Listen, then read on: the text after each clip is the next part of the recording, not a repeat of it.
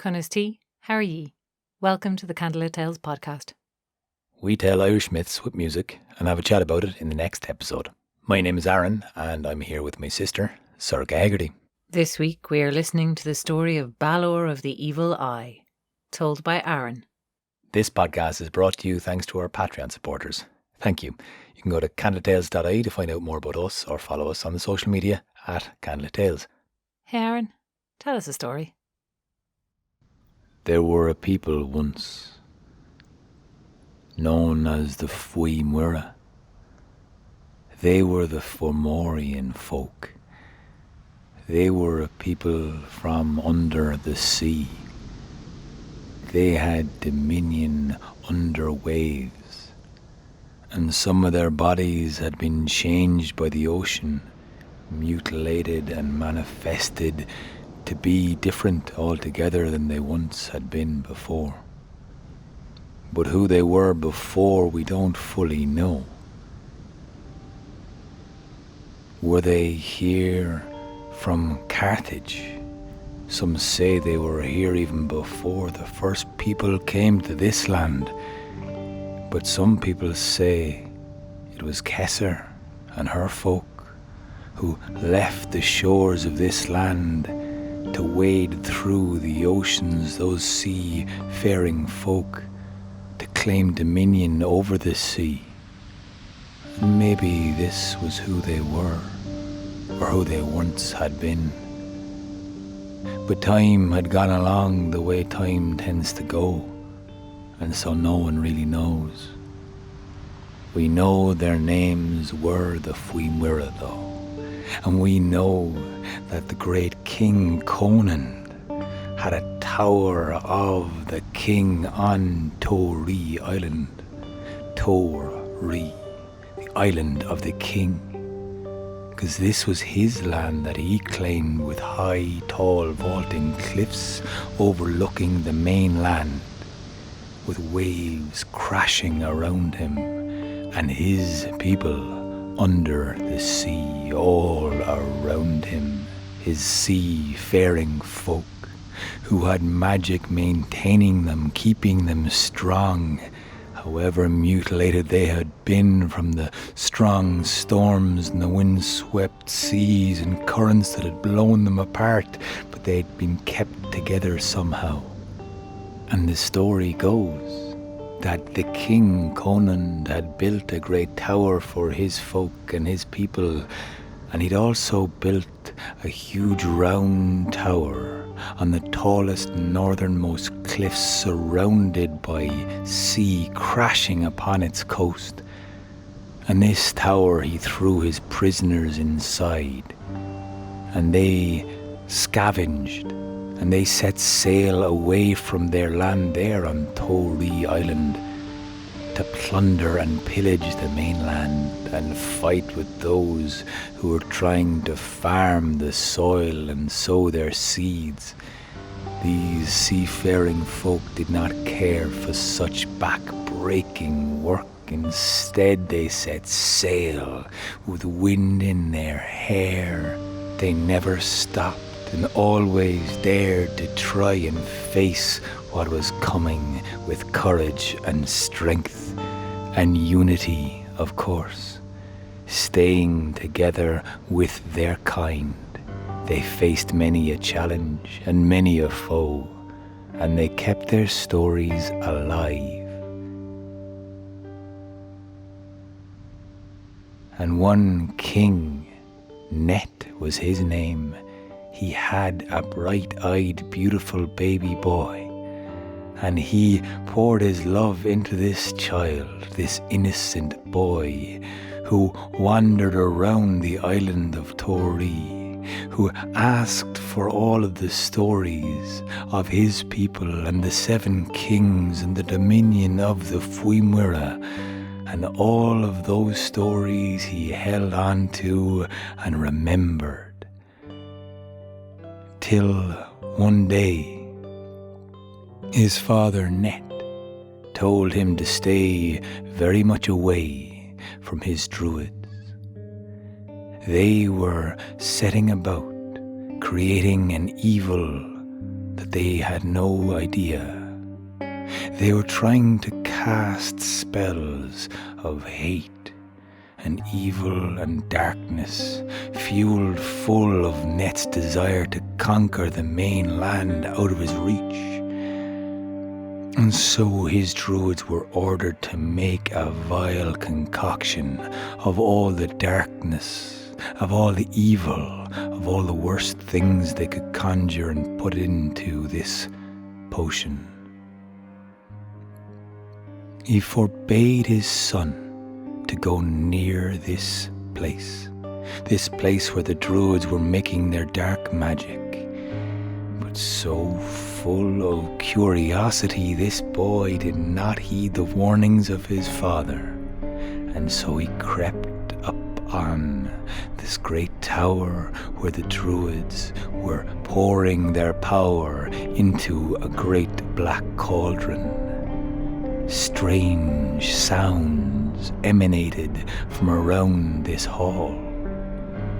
And as the boy crept closer, something beat in his heart, motioning his feet to get that bit closer again. And as he creaked the door open, he peered in, and in that moment, he offered that one thing the druids did not know they needed for their potion to begin and set and light. The gaze of an innocent. This was the last ingredient for the awful potion to come to power. Dark smoke blew up, fumes swirled. A force blew the druids back as they landed against the wall, and the fumes came crawling along the floor and through the door into the boy's eye. He fell back with a desperate cry. All those around then came to the boy's aid, but his eye was dark and twisted. He grimaced and clenched it closed, and the first person who asked him to open his eye evaporated in a cloud of dark, black, smouldering smoke. From that moment forward, the boy was known as Balor. Balor, the baleful eye. Balor Nasul Niv. Balor of the evil eye. Balor of the conquering eye. Balor of the eye of fire. He had many names, but Balor was how he was known. Anyone he put his gaze upon with this evil eye would smoulder and smoke, destruction pouring out of his vision uncontested. Nothing could stand against that radiance that fueled fiercely from his eye. And so 7 layers of leather had to be hooded over his eye to keep this darkness inside. And so no more did this boy look with curiosity and calmness on the shores of the mainland from Tory, from the island of his people. He only saw with this demonic, evil eye, destruction and hate. But when he kept it closed and he kept the lids of leather 7 fastened over it, he kept some darkness within and not without. And so he began to lead a life of 2 kinds. One with all of the light and love and lusciousness he could seek, and seek it out he did. And in his early years, as a marauder and a vagabond, a fighter and trickster, he always fought fearlessly, because he could always use the evil inside his eye, but he did not like to rely on this eye.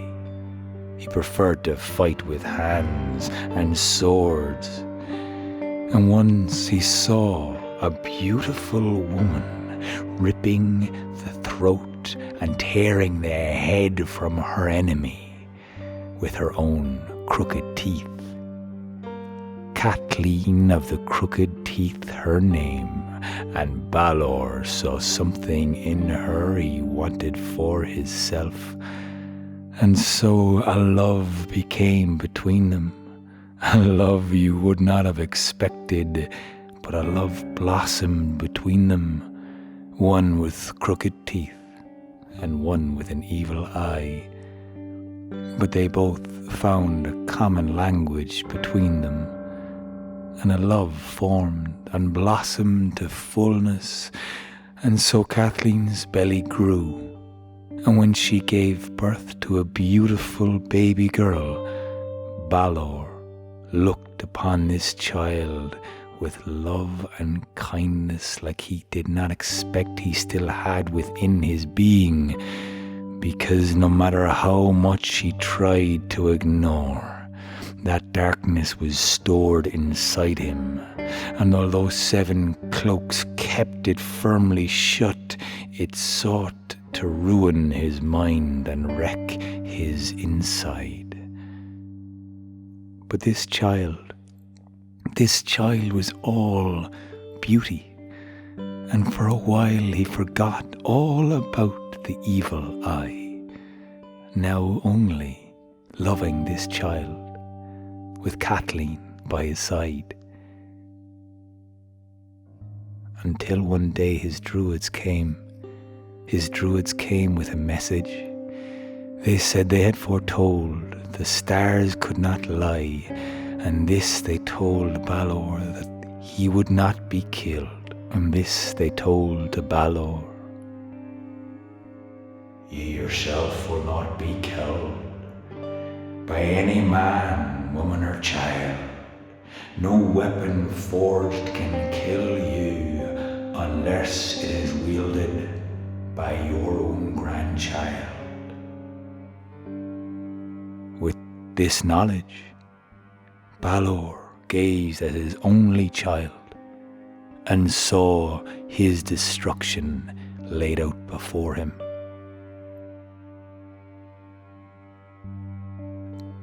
He was invincible to any blade. No one could kill him unless they were his grandchild. Unless this child he held in his arms, this beautiful, sweet, perfect girl, one day had her own child. This child would be the destruction of Balor. Just peel back the 7 layers, stare at her, kill her now, and you'll never die. The voices crept up inside and around as his druids and all of those who wanted to see Balor, the greatest king of the Fomhóire, live forevermore, so they would never be faced with persecution, so they would never be put down by any other, so they would always have Balor, Nasul Niva, at their back, beating anyone that faced them in the future. But Balor did not care for this. In that moment, he repressed the urge to kill this child. A gracious hand clasped his own, Kathleen of the Crooked Teeth, begging her husband not to be cruel, not to be evil, to see the humanity inside and reach for something softer. He had the choice, and so he placed the child down, ordered a tower of glass be made on the north tall cliffs, back where Conan had built his tower and imprisoned his prisoners. This was where Balor would throw his child. Raised in secret she would be, her name Ethlin, to be taken away from any touch or sense or knowledge of a man. 12 women would raise this girl, and 12 women would speak no word of a man to Ethlin. And so this was the way. Ethlin grew up, and never was told of a man other than Balor, her father, other than seeing Kathleen of the crooked teeth, who came often to her door, and 12 women around her. She never was let out, and something in Balor changed. He was always fearless in battle, but now he sought destruction more than just the sheer glee of victory. He sought to destroy. And when he peeled back the first of those leather cloaks, you would sense the evil rising to take over. Always the evil eye kept behind those 7 cloaks, kept away from unleashing the deadly gaze, but always his heart was mixing with madness. Would he give in and always destroy, or could he claim to be human again one day? As the time went by, that light dwindled and almost died, a faint little echo of the boy who peered into the druid's room. Only a faint remnant of him remained, as Balor sought everything he always wanted.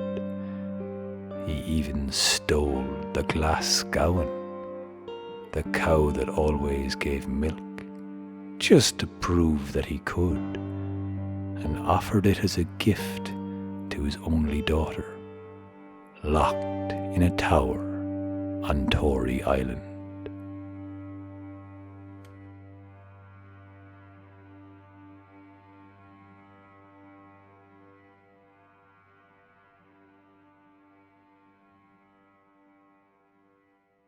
This podcast was produced and edited by Oisín Ryan and Rory O'Shea. You can find out more about us on our website, candlelittales.ie. And we're on all social media, so like and follow us on Facebook, Instagram and Twitter at Candlelittales, or send us a message or get onto our mailing list. For more videos and live streams, like and subscribe to our Candlelit Tales YouTube channel, which now has a Candlelit Tales for Kids playlist. Hashtag Candlelittletales.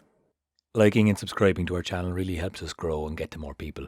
And if you're able to give us more direct support, you can chip in a few bob at patreon.com/candlelittales, or make a one-time donation through the PayPal button on our website.